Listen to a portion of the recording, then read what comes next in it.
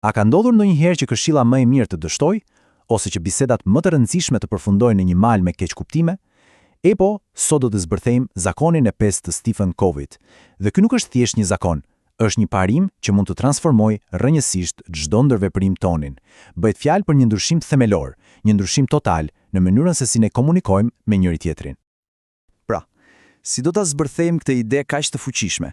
Së pari do të flasim për recetën e gabuar, një kurth ku bjem të gjithë. Më pas do të gërmojmë thellë te problemi ynë me dëgjimin, përpara se të zbulojmë parimin kyç të kuptuarit. Pastaj do ta shohim këtë zakon në veprim me shembuj konkret. Dhe në fund do të flasim për pjesën e dytë, si të kërkojmë të kuptohemi dhe do të zbulojmë se ku qëndron vërtet burimi i ndikimit. Atëherë, le të fillojmë me pikën e parë, receta e gabuar. Këtu qëndron thelbi i shumë dështimeve tona në komunikim. Ne thjesht nxitojmë të japim zgjidhje përpara se të kemi kuptuar problemin e vërtet. Le ta mendojmë pak këtë, atë moment kur dikush, me qëllimet më të mira, na jep një këshill që është krejtësisht e pavend. Ajo ndjenja e frustrimit, e të mosqenit i kuptuar. E po, pikërisht këtë ndjenjë e ilustron Covey me një histori të famshme. Imagjinoni pak të skenë. Dikush shkon te okulisti sepse nuk sheh mirë, pasi e dëgjon për 1-2 sekonda, okulisti heq syzet e tij, i ia jep pacientit dhe i thot: "Provoje këto. Për mua kanë bërë mrekulli. Me siguri do të funksionojnë edhe për ty." Sigurisht, pacienti jo vetëm që nuk sheh gjë, por i prishet shikimi fare, dhe kur ankohet, okulisti gati sa nuk e qorton, i thot se nuk po përpiqet sa duhet, apo se duhet të jetë më pozitiv. Tingëllon absurd, apo jo? E po, këtë gjë e bëjmë vazhdimisht në komunikimet tona. Dhe ja ku arrim të parimi themelor. Ashtu siç askush nuk do t'i besonte kur një mjeku që jep receta pa bërë një diagnozë, ashtu nuk mund të kemi komunikim efektiv pa kuptuar më parë. Ky është gabimi rrënjësor që ne bëjmë. Mirë, po pse ndodh kjo? Le të kalojmë te seksioni tjetër për të parë se si ndërtohet kjo barrierë. Problemi nuk është te qëllimet, të cilat mund t'i kemi të mira.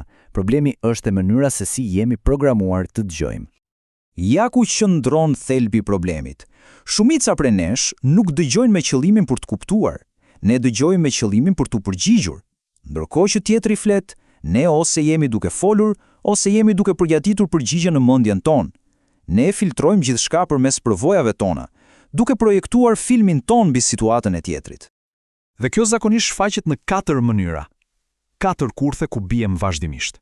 Ne ose vlerësojmë, duke thënë ke të drejtë apo e ke gabim, ose sondojmë, duke bërë pyetje nga këndvështrimi ynë, ose këshillojmë, duke dhënë zgjidhjen tonë, ose interpretojmë, duke u përpjekur t'i gjejmë motivet e tjetrit bazuar në motivet tona. Të 4 këto na pengojnë të kuptojmë vërtet. Mirë, mjaft me problemin. Cila është zgjidhja? Këtu hyn në rojë parimi i kuptimit, mjeti më i fuqishëm për të kapërcyer këto barriera komunikimi. Kjo është esenca e zakonit 5, dëgjimi empatik. Dhe kujdes, nuk është thjesht të dëgjosh fjalët, është shumë më petër se kaq. Është të hysh në kopucët e tjetrit, të kuptosh jo vetëm me mendje, por edhe me zemër. Nuk do të thotë të biesh dakord, as pak. Thjesht do të thotë të kuptosh thellësisht këndvështrimin e tjetrit. Sipas Coveyt, dëgjimi ka një hierarki. Mendojeni si një shkallë me 5 nivele. Shumica prej nesh lëvizim midis injorimit total, shtirjes, dëgjimit selektiv dhe në rastet më të mira, dëgjimit të vëmendshëm. Por niveli më i lartë, ai që krijon lidhje të vërtetë dhe zgjidh probleme, është dëgjimi empatik. Ky është synimi ynë. Kjo metaforë është fantastike. Pas nevojës për mbijetesë fizike, nevoja më e madhe njerëzore është ajo psikologjike, të ndjehemi të kuptuar, të vlerësuar, të rëndësishëm. Kur dikush na dëgjon me empati, na jep ajër psikologjik. Dhe vetëm pasi kjo nevojë etike të jetë plotësuar, vetëm atëherë mund të fillojnë të flasim për zgjidhje. Mjaft me teori. Si duket kjo gjë në praktik? Le të shohim disa shembuj real, veçanërisht në situata të vështira ku presioni është i lartë dhe koha është e paktë. Pra, imagjinoni një restorant plot lëvizje. Një kamerier i stresuar shkon te menaxheri dhe ankohet se nuk po ja del dot. Reagimi instinktiv i menaxherit mund të jetë që të jap urdhra. Por shikoni ndryshimin. Pas zakonin 5, përgjigjja është një urdhër i thatë që krijon vetëm rezistencë. Me zakonin 5, përgjigjja është një ftesë për të kuptuar. Ky ndryshim i vogël në qasje ndryshon gjithçka. Kur menaxheri dëgjon, ai zbulon se problemi nuk është dembelizmi i kamerierit, por mbingarkesa në turnin e tij. Duke u ndjerë i kuptuar, kamerieri bëhet bashkëpunues, problemi i vërtet adresohet dhe marrëdhënia forcohet. Pra, menaxheri nuk humbi kohë, përkundrazi, fitoi kohë dhe besim. Tani, le ta çojmë në një nivel tjetër. Një ambient ku gabimet kushtojnë shumë, një kazino. Një krupier po bën gabime të njëpasnjëshme nën presionin e një lojtari agresiv. Sërish, kontrasti është si nata me ditën, një qasje kërcënuese vetëm sa shton frikën dhe rrezikun për më shumë gabime. Një qasje empatike, nga ana tjetër, hap derën për të kuptuar shkakun rrënjësor, që në këtë rast është një lojtar problematik. Duke kuptuar situatën, menaxheri mund të marrë masa, si për shembull, të rrisë sigurinë rreth asaj tavonine.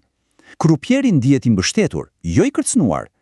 Dhe rezultati, më pak gabime, më shumë siguri dhe një staf më besnik. Pikpamja kyçe këtu është se të kuptosh së pari nuk është diçka e butë, është diçka jashtëzakonisht efektive. Mirë, kemi folur shumë për të kuptuar, po pjesa tjetër e zakonit. Po kur vjen radha jon të flasim, të japim iden ton, vetëm pasi të kesh kuptuar, fiton të drejtën për të paraqitur këndvështrimin tënd. Grekët e lashtë e kishin kuptuar këtë perfekt. Sekuenca e bindjes është ethos, pathos, logos. Së pari, ethos, karakteri dhe besueshmëria. A të beson personi tjetër? Së dyti, pathos, lidhja emocionale, të cilën e krijon duke dëgjuar me empati. Vetëm në fund, fare në fund, vjen logos, logjika e argumentit.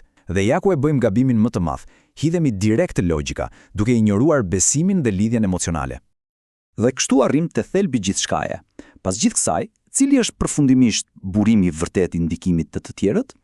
Përgjigjja qëndron në një ide të thjeshtë, por jashtëzakonisht të thellë. Ky është thelbi i gjithçkaje. Rezistenca që hasim të tjerët rrallëherë ka të bëjë me logjikën e vendimit tonë. Më shpesh ka të bëjë me faktin se ata nuk ndihen të dëgjuar apo të kuptuar në proces. Pra, herën tjetër kur hasim rezistencë, pyetja e parë nuk duhet jetë si mund ta bind tjetrin, por a e kam kuptuar vërtet atë? Sepse aty fillon gjithçka.